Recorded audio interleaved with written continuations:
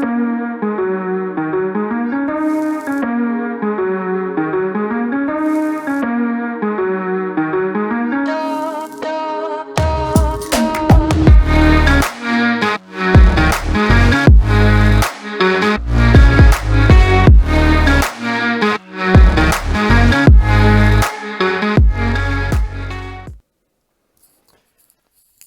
and welcome to the Spiritually Incorrect podcast series with me, your host, Shiv Sengupta.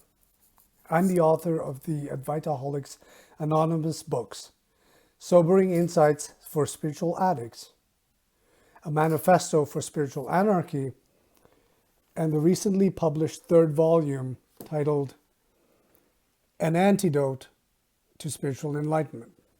All three books were published by new Sarum Press. And today, I wanted to read a chapter from the first volume titled Sobering Insights for Spiritual Addicts. This is a chapter which is titled Where All Paths Lead. Here is the biggest mistake in spirituality, one that almost every seeker inadvertently makes, which is to believe that the goal of spiritual practice is to transcend suffering. Spiritual practices cannot help people transcend suffering. When people engage in spiritual practice with the goal of transcending suffering, that is their biggest error. Whether we're repenting for our sins, striving to break the karmic cycle of rebirth, attempting to transcend the ego, or whatever other flavor our spiritual endeavors may take on, in the end, the motivation is always the same: to break free of the limitation and constraints we lived within that cause us to suffer.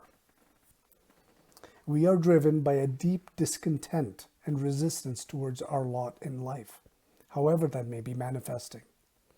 Whatever it is that plagues us, uncertainty, grief, fear, insecurity, rage, yearning, loneliness, disgust, terror, or trauma, spirituality then becomes the path that promises a way out, a solution to the problem of existence.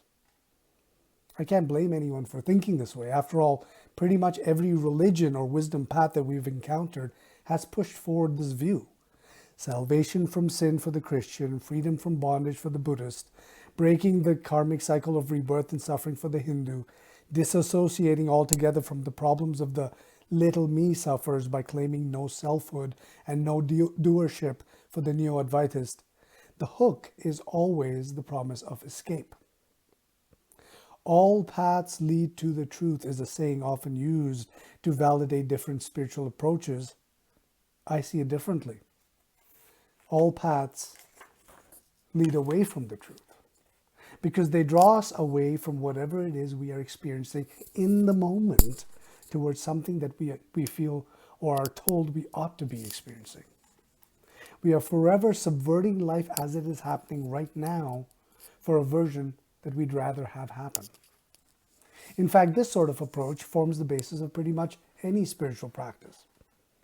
What makes us actually believe that sitting for an hour on meditation is any more relevant to our spirituality than eating an ice cream cone?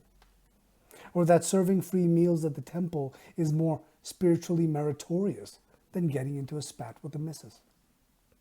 These practices we engage in have absolutely nothing to do with spirituality.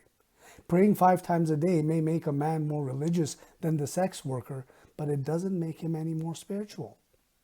There are no degrees, quantities, or hierarchies within spirituality. Spiritual practice is not something we need to try and contrive.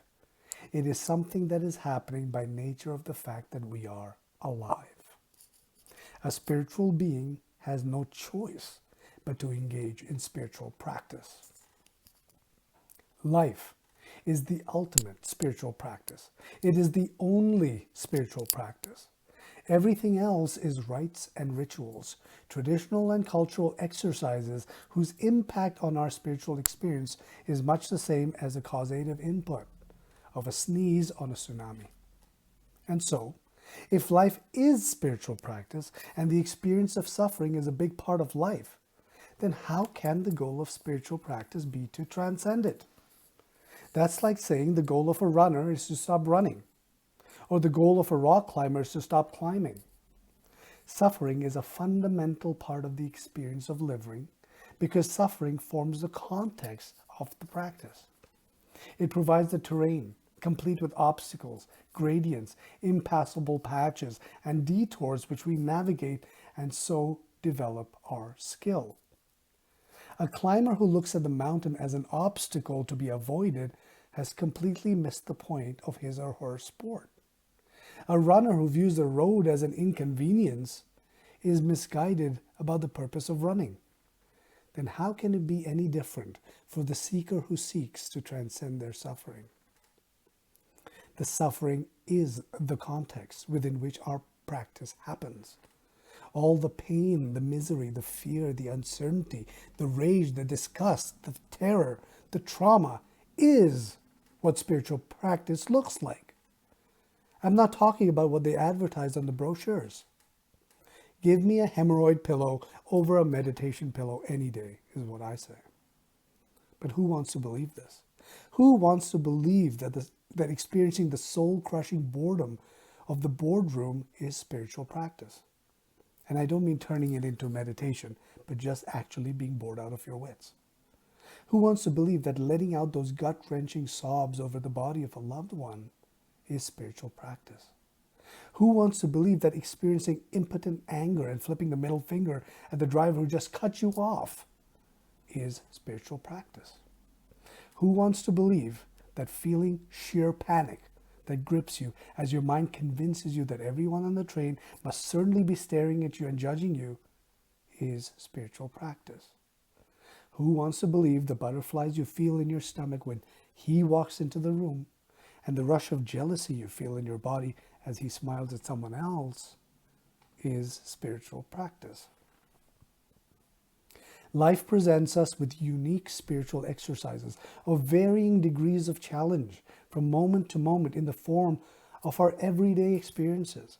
And yet we convince ourselves that sitting on a cushion and staring off into space is somehow the most superior option available to us. This is what happens when human beings trade in their own innate intelligence for the dull, stale, flat, and unprofitable logic of groupthink. No, forget the fact that this body you possess is one of a kind. This brain you possess is one of a kind. The experiences of your life are one of a kind. The pain you have suffered is one of a kind. Your frustration and despair are one of a kind. Forget that what stirs your blood and floats your boat is one of a kind. Forget all that. Let's all sit the same way, face the same way, adopt the same dull facial expressions, the same unearthly tones in our voices, and try to escape everything about us that is utterly unique. Monkey see, monkey do. Evolution, it seems, is moving backwards. Spirituality, as it is widely practiced, is simply the process of lobotomizing yourself. All paths lead away from the truth, because why else would a person take that path unless we believe that the goal were somewhere other than right where we're at?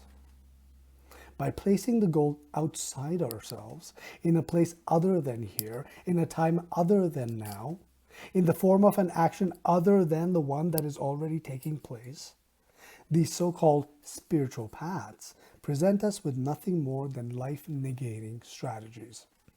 They are designed to actively subvert the immediacy of actual experience, regardless of how it may appear, with some empty promise of a better moment to come. Dethrone the true king and place the scheming vizier on the throne. By scapegoating suffering and making transcending it our active goal, these paths strip the climber of the very mountain she loves to climb, the runner of the very road he loves to run on. It strips a person of the very marrow of spiritual experience. The most significant realization I have ever had was that suffering is endless. This is not something to despair about, but it is something to absolutely rejoice in. It's like telling a runner that he will never run out of roads to run, or a climber that he will never run out of mountains to climb. But in that simple shift in perspective, suffering itself transforms from something terrifying into something inspiring. It ceases to be the boogeyman lurking in the shadows. It becomes our muse.